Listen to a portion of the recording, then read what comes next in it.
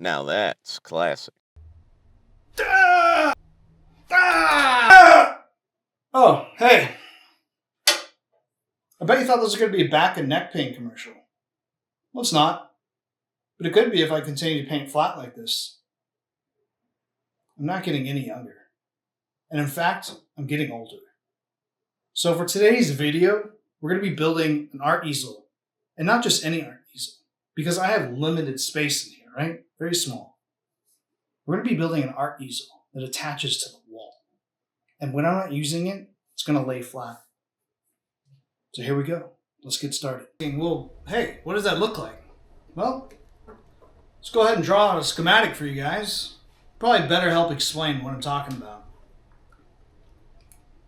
I'm going to be building the easel out of aluminum, and that's for a few different reasons.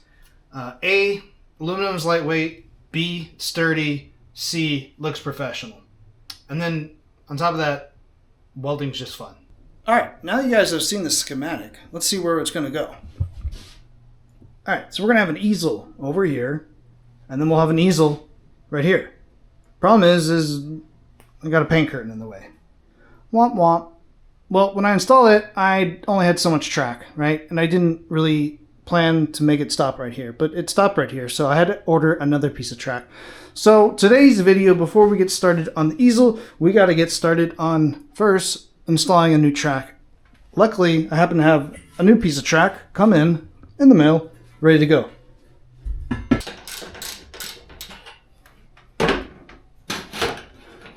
So basically what I have to do, make this work, I have to make two cuts, right? I'm going to have to make this piece a little shorter, and then make this piece shorter as well. So let's cut some metal. True story. I had a miter saw, but when I moved to Utah, when I was unloading it, it fell out of the trailer and broke. It kind of sucked. So I don't have a miter saw right now. So we're going to just cut this with a cutoff wheel. Yeah. Well, that meant to be cool.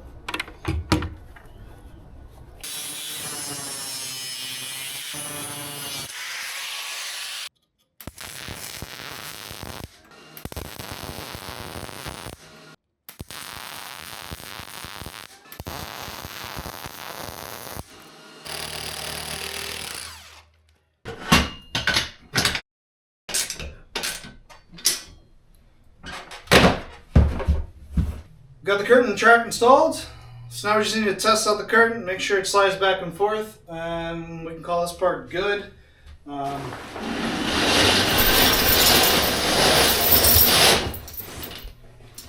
I'd say that was nice and smooth, so that's good.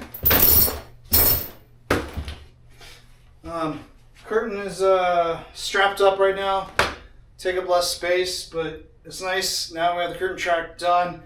It can go in the corner, it can live there, it can be out of my way when I'm not using it. Obviously when I'm painting in here, I want to protect the CNC machine, computers, whatever else. I can close that curtain and this little space can be completely isolated from everything else.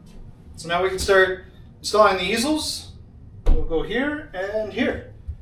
So we'll get started on building those. The first piece we bought, which is going to be the part that connects to the wall, right? This is a aluminum channel. I'm using all 606.3 for the most part. So this is an aluminum channel, 1.5 inches by 1.5 inches by 1/8 inch thick. So that is going to be the piece that mounts to the wall. So we have two pieces of aluminum angle, and this is the parts that are going to pivot, right? It's going to be the arm. So these are basically going to nest inside of the aluminum channel. All right, next piece is the aluminum tubing. This is basically just going to be the spacers in between the angle iron. We're going to do 1-inch pieces, one at the top, and then one at the bottom. Yeah, here's the idea of this thing. Swivels in and out and nests inside of the U channel.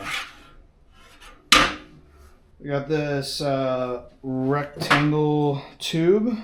And I want to say from the top, so this is the top, this would be the bottom, right? This would mount, I think it was like 36 inches from the top.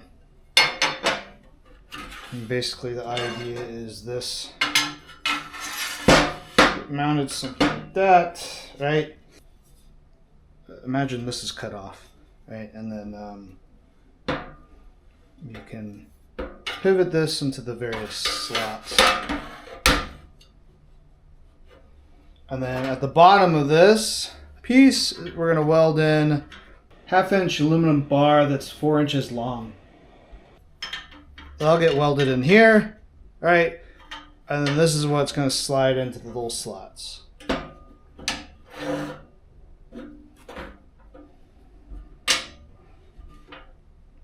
Alright, so that's kind of the idea. I don't know if you can imagine it, but maybe that helps you kind of see what's going to be happening. Well, I don't have a chop saw, right? But I do have a miter saw. It's not really recommended, but you can still get away with it if you're doing non-ferrous metals, so soft metals. So this is aluminum. We got a non-ferrous blade specifically for metal.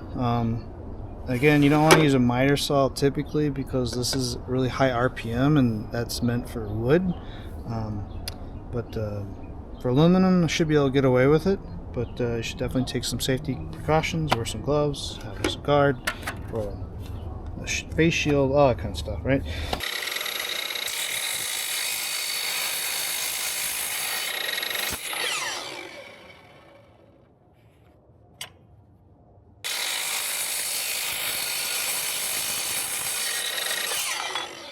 We're going to go circle tubing.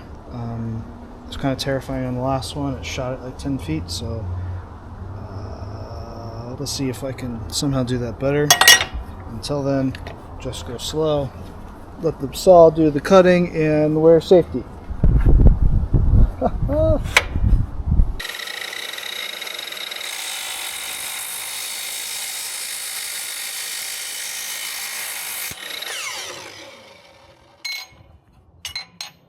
And shot again.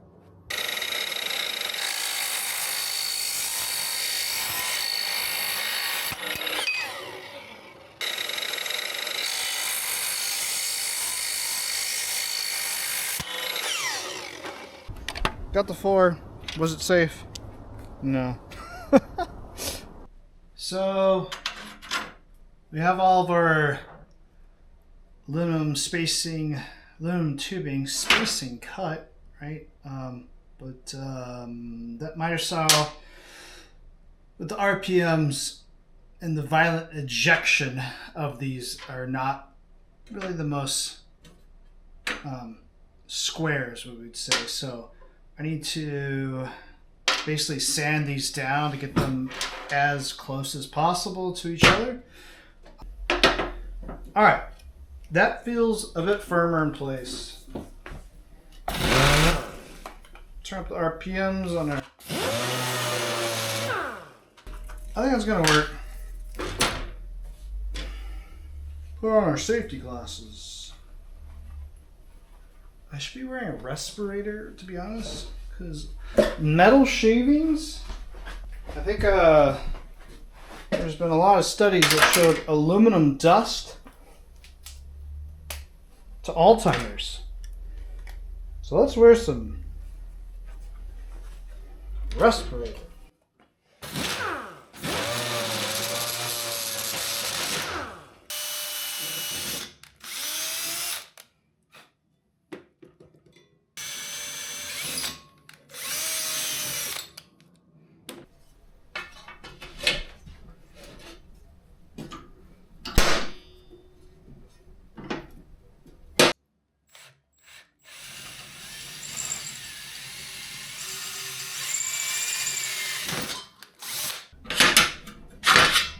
There we go. I think we're ready to go ahead and weld in one of these in.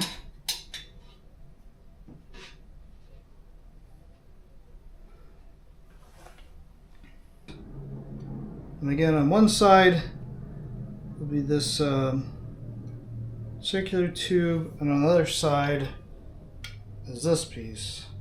And now this thing could go in the different slots while also rotating.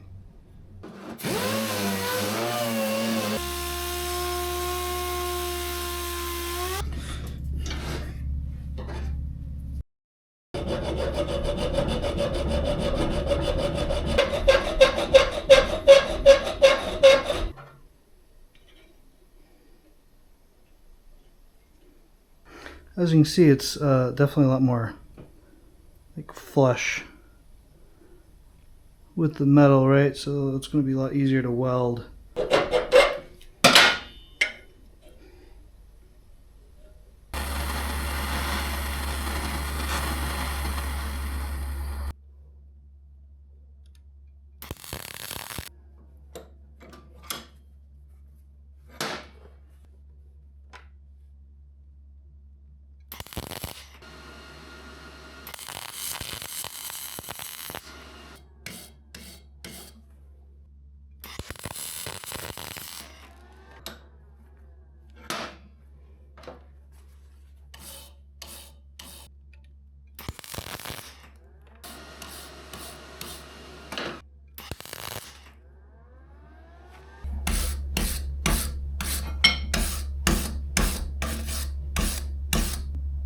This bar is definitely going to be a heat sink, so if we don't warm this up, we're not going to get, a wet puddle. We'll just basically burn right through this piece of metal and like not even make it'll just be a surface weld on the aluminum bar, right? It'd be a mess. So we'll heat up this aluminum bar, and then basically when we weld, we're going to focus all of our welding onto the bar and then barely kind of overlapping this bar rectangular tube.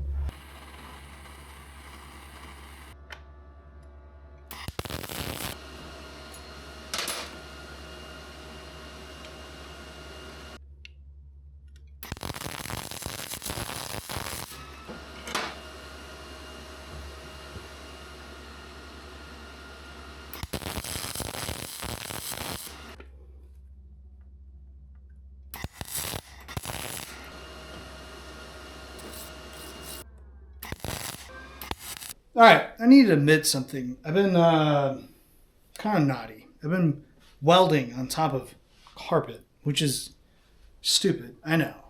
This workshop is really small, right? And this side is supposed to be my paint booth. Other side is supposed to be the CNC area, right? And then it's just like, okay, well, where does that leave welding? Well,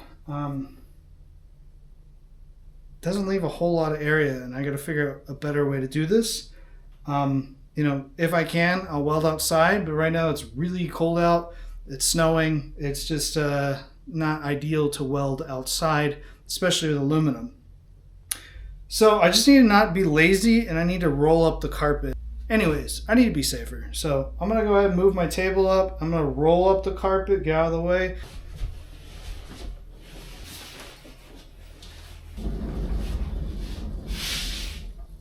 Why do I have carpet? Well, half of this needs to be a paint booth, right? And over the years, painting different places, what is the best way to keep and protect your floors, right? I saw on the internet, someone said, hey, that cheap, single loop Berber carpet, whatever it's called, cheapest carpet you can get from Home Depot, Lowe's, is some of the best material to put in your paint booth. Before you start painting, right, you just vacuum the floor. Simple. It seems pretty counterintuitive to have carpet, dirt, dust, it's counterintuitive, but in all reality, that carpet helps kind of like hook it and keep everything contained from floating up. So it actually works really well. You just need to vacuum your booth, vacuum the carpet real well, let the booth settle for a bit, and then you can get in there and paint. And I've really never had too many issues ever since I moved to carpet. Before I did carpet, I had all sorts of issues with fighting dirt, dust, whatever else. So carpet is awesome. It's super cheap because it's the cheapest carpet you can get. You pay by the foot, get what you need. Paint is to your heart's desire, and then eventually the carpet will become nasty and it's filled with paint particulate, whatever else, and then you just simply just throw it out and get a new piece of carpet. So it has its place, but does not have its place in welding terms. So it's kind of pain to roll it up, but like it is what it is, right? I'm fighting with space in here, so everything's got to be multifunctional. I'm gonna go ahead and clean up these welds, sand them down, grind them down. I mean, if they were like beautiful welds, then hey, maybe I would keep them and show them off, the badge of honor. But I'm gonna go ahead and grind them down, try to make them as pretty as possible.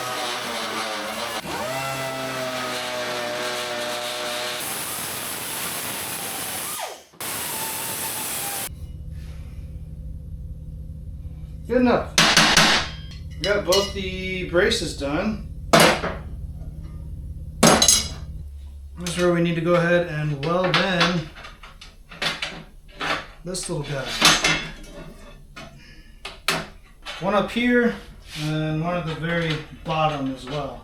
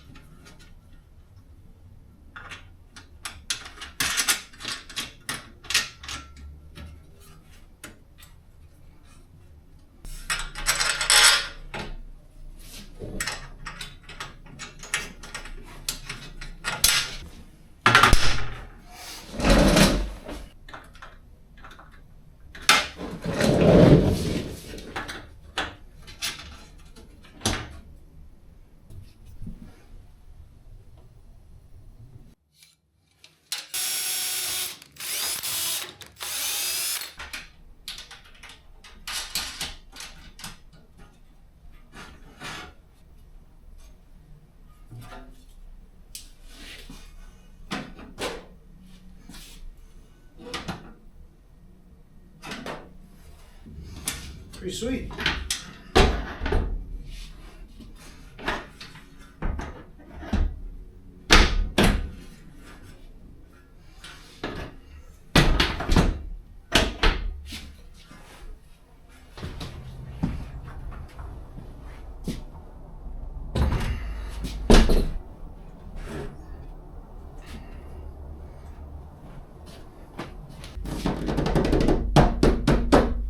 Let's try this like on the top setting. It should be wide open.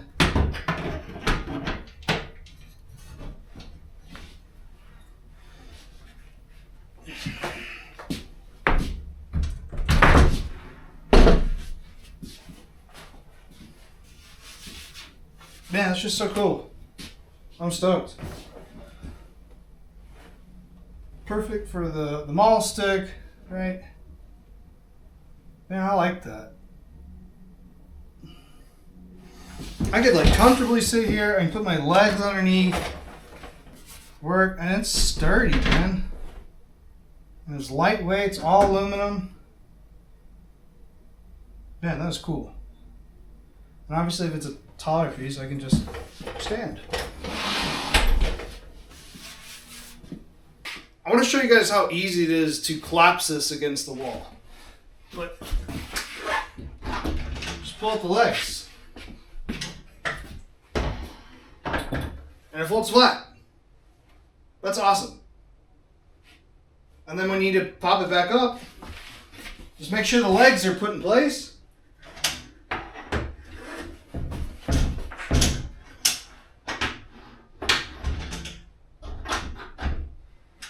Oh, one fell out. But there you go. Now it's back open, and now it's back to being usable. So that about wraps up this project. I'm super stoked at how this came out. I think the aluminum looks fantastic, looks professional, and is super sturdy. I love that this thing collapses out of the way, so when I need to utilize this space, I don't have a big easel in the way. Also like that when I take this backer off, it's you can still see the LED panels, right? So when I'm painting in here and I need as much light as possible, make sure I'm painting, you know, in dark areas, right? I can see, and I really like that feature. So yeah, overall, I'm super happy.